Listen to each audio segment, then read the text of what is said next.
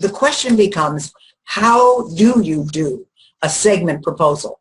You want to get on the air and you need to send a segment proposal. You can't just call up and say, oh, I'm an expert in, and then they're going to book you. No, you've got to do a segment proposal. So let's talk about how you do that.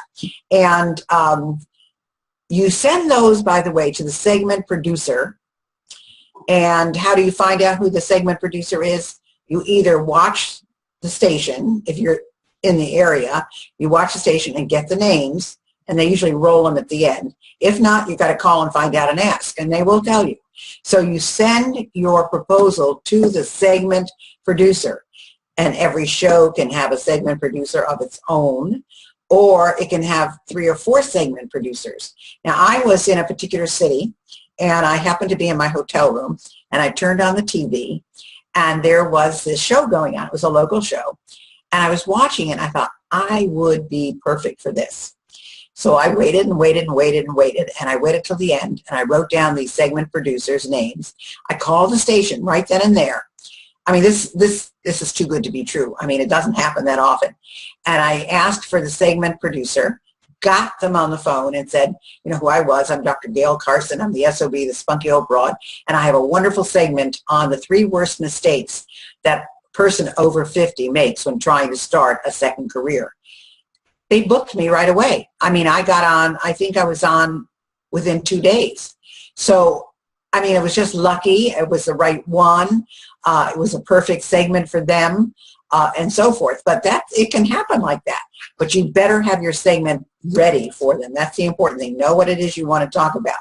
So make sure that you know where you fit in and that you fit their demographic. Now, I have been successful in getting on most of the shows that I wanted to get on. However, there was one person who turned me down. It was not just one person who turned me down, but in this particular case, one person turned me down because I did not fit their demographic.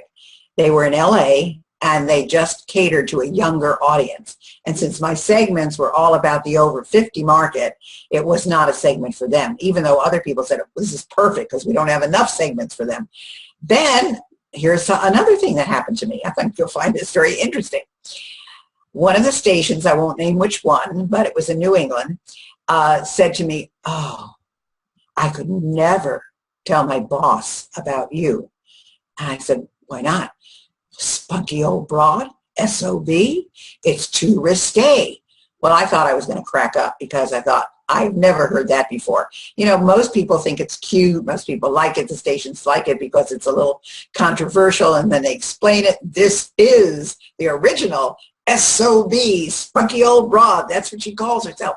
And they say it all the time when they're interviewing me. But this station, I was just too risque for them. So you're going to hear everything.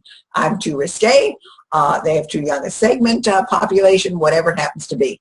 So the important thing is that you know who you're applying to and you know what the demographic is. And because you think a segment is fantastic does not mean that the producer thinks it's fantastic. Believe me when I tell you, they accept the craziest things to be on camera and turn down very worthwhile things. There's no real formula except how you put this segment proposal together. Again, know what it takes. You may have the best segment proposal, but you'll probably have to email it 3, 4, 5, 6 times. You'll probably have to follow up with a phone call 3, 4, 5, 6 times, and you're going to get discouraged. I've gotten discouraged. I mean, it's not easy getting on that phone, and you've got to get them at the right time, because I told you the show that I had to be there at 5:30 in the morning. Well, they do the show from 6 to 8. I can tell you that producer's out of there by 9, 9:30 in the morning. She has to be there. He has to be there at 4 o'clock in the morning. By 9 o'clock, 9:30, they're gone. So you've got to know when those producers are there and when you can get a hold of them. If you're doing, let's say, a 4 o'clock in the afternoon segment, maybe they come in at 1 or 2, but they're gone by 6. So again, you just have to be aware of this. And you just have to be knowledgeable. Now, let me tell you a couple of other things, too, that you have to do.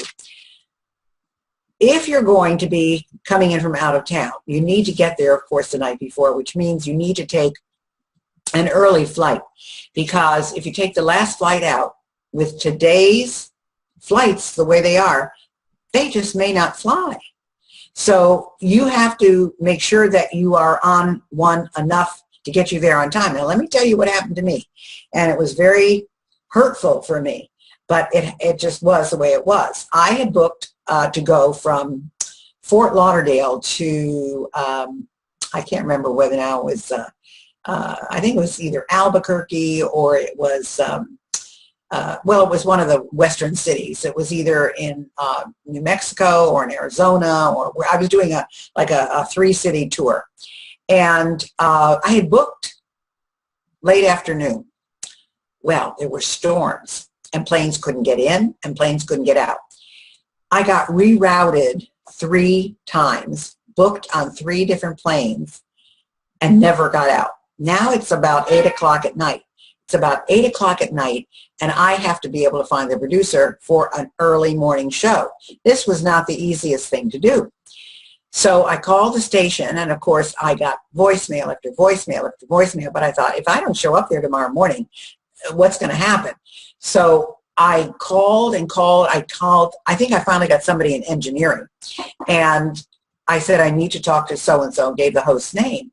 And he said, well, he's not going to be here till tomorrow morning. I said, I know that, but I need to talk to somebody connected with the show, either an assistant producer or someone who works on the show, because they have me scheduled for early morning tomorrow. I think I was going to be on at 9 o'clock. And I said, I can't get there. I said, I really need to talk to somebody. So I said, here's my cell number. I'm sitting in the airport. I said, here's my cell number, and have someone call me or call me back with their number so I can get in touch with them. Well, whoever it was got in touch with the assistant producer, and she called me back probably within 15 minutes. And I said, look, this is how they have me routed now. So what they had done was, the last thing was they had routed me, and I was going to get in at 8:45 in the morning. So I think I was leaving like 4 o'clock in the morning or something. But I was going to get into wherever I was going at 8:45. And I told her, I said, this is the latest one, and this is the earliest I can get there. She said, we're going to have to cancel you because that's too close. Because even though the segment was from 9 to 10, if I get into the airport at 8:45, who knows when you deplane, get a taxi, whatever you do. So I didn't make the show. And even though I called, and even though I made sure they knew I wasn't coming, I kind of was blackballed. I never did make it on that show because they just, I don't know, I disappointed them. But just think, if I hadn't have called, what a bad rap I would have gotten. So at least I tried. But that's why I don't want you to take a late night flight in, because anything can happen. And with weather, and today there's no extra planes. So you just need to be aware of that, because it's very important. Now, if you decide that you want a clip of the show, which I'm assuming you do, because why would you be on it if you never got to see it or use it for promo or anything, you're going to either have to have the station do it for you, which is very hard to get them to do that today. They used to do it a lot, but no more. Or you have to go to a professional TV clipping service, which is what I do, because I don't want to fool around with it. I want to make sure I get it, and they seem to be able to find everything. So it does cost you, usually between $60 to $75 for a clip. So you have to get that, and then they will send it to you in an MP4 format, and then you can use it. You can upload it to YouTube. You can put it on your channel, on your website, however you want to use it. If you are good at finding them and can get that yourself, fine, do it. I am not good at that. I don't want to worry about it. I just want to make sure it's done. So I do pay a service for it. And they really do send it to you in a good format. It's clear. It's wonderful. So that's something you should do as well. Now, another point that you need to know is that if you do a good job, you will be asked back. Now, that does mean, of course, that you have to get back there. And nobody pays your airfare. Nobody pays your hotel. Nobody does your makeup. And nobody does your hair unless you're on Good Morning America or the Today Show or something like that. Even though you're doing a show in a local market, you have to do all of this yourself. You have to do your own hair, your own makeup. You have to get yourself there. You may have to rent a car, or else you take a taxi, or if you really want to go for broke, you can get a limo service to take you around. When I was doing some radio shows, that's what I did. I got a limo service. I mean, they thought I was the cat's meow. They thought I was the biggest celebrity they'd ever had. This was in Kansas City, but normally you don't do that. Normally you drive yourself. But the important thing is that you are really the one that makes sure that you're there, how you get there. Always be cordial, always be graceful. Just remember that if they say, we want you back, that doesn't mean tomorrow, and that doesn't mean the next week. It means give us a call maybe in another 6 to 8 weeks when you have a new segment prepared, and then we'll see if we can get you on again. And then remember, you could have spent the money. You could have gone there. You could have paid airfare, hotel, meals, car. And if there's a tragedy, you're not on. And you may not be on for 3, 4, 5 days if they keep covering it as an emergency tragedy. So you're just out of luck. Now, you may be able to book back later, but that's double expense because you've already paid to get there and do that. Sometimes, I had one time where I was not able to get on because of a particular circumstance, and they taped the segment, and then they used it on a show later on, and I had to find out when it was on so that I could get the TV clipping service to be able to get the clip for me. I did get it. But, I mean, strange things happen. That's just the way it is, and you have to be prepared for it. Now, I told you to make sure that you try to have celebrities tied in with your segments. And I want to reiterate that because that's very important. And again, who a celebrity is to you may not be a celebrity to somebody else. Especially, for example, let's say you're a doctor and you've got some great thing that you've created that you want to get out, and you've written a book and you want people to know about the book. Who is the celebrity you're going to use? Is it another doctor? Are you going to take somebody from the National Institute of Health? Are you going to take somebody who's a premier person who they all know? I mean, you've got to make sure that whatever celebrity you get, it's tied into not only your topic, but the people who are watching the show have an idea of who this person is. Because if they don't, it's not going to have any kind of an impression and it doesn't mean anything. So again, that's a key factor, and you want to make sure that you do this. And remember, always, of course, you've got to smile, you've got to use your hand gestures. That's why if you are using your hands, especially women, well, men too, you've got to have a manicured hand. You can't have nails that look bad. Men especially have to have clean hands. You may not have, well, you should have a manicure actually, because if your hands are showing, you want to make sure that they look good. So just make sure that you have all of those things under control. The other thing that's really, really, really important is a hook. What is the hook? If you don't have a hook, they're never going to buy into the segment. So, for example, when I talk about the 3 worst mistakes that you make when starting a second career, there's a lot of other people today who have cities who have over 50 population and have communities of over 50. They're built specially communities for the over 50 or 55 population. And since we know there's problems with the economy, people are going back to work, or they've been downsized or right-sized and are going back to work. So what are the 3 worst mistakes? It could be on, as I say, health. It could be on finding a relationship. For example, in my particular genre, the over 50 market, I might talk about what do you have to do to attract your loved one in the second half of your life. It could be something like that. And then I could use celebrities who have found love in their second half of their life. For example, you could use Barbra Streisand. I mean, she went through a rocky road to begin with, but now she's been very happily married to James Brolin for a very long time. So I could use her as a celebrity. So in other words, there's just a whole bunch of ways of doing this, but you need to make sure that there's a hook. And there's a lot of people who are over 50 who are divorced or have been lost their spouse or just are ready for a new relationship. And so that's going to get a lot of buzz, and it's controversial and it's exciting. So how do I attract the person of my dreams? You know, whether it's male or female, how do I attract the person of my dreams? So again, that would be a great segment. It has to be easily understood.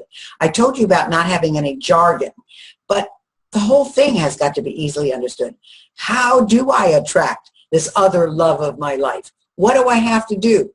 Do I do it online? Do I go to social events? Do I network? Do I go to my friends and say, fix me up? I mean, you know, in other words, it's got to be very clear, the message that I'm trying to send. And if it isn't, then that's confusion, and that's not going to be good. However, the power of mass media is amazing. I mean, it is just everywhere. And today, with social media the way it is, and you can find some really good leads on social media. Reporters seem to like Twitter for some reason. I'm not exactly sure why, but they like Twitter, and they'll go on Twitter a lot to see who is saying what, maybe pick them up for a comment or an interview or something. Or they may even post something on Twitter and say, you know, this is subjects that we're covering. Anybody have any interesting news on it? But I can tell you, you can get amazing coverage when you have mass media.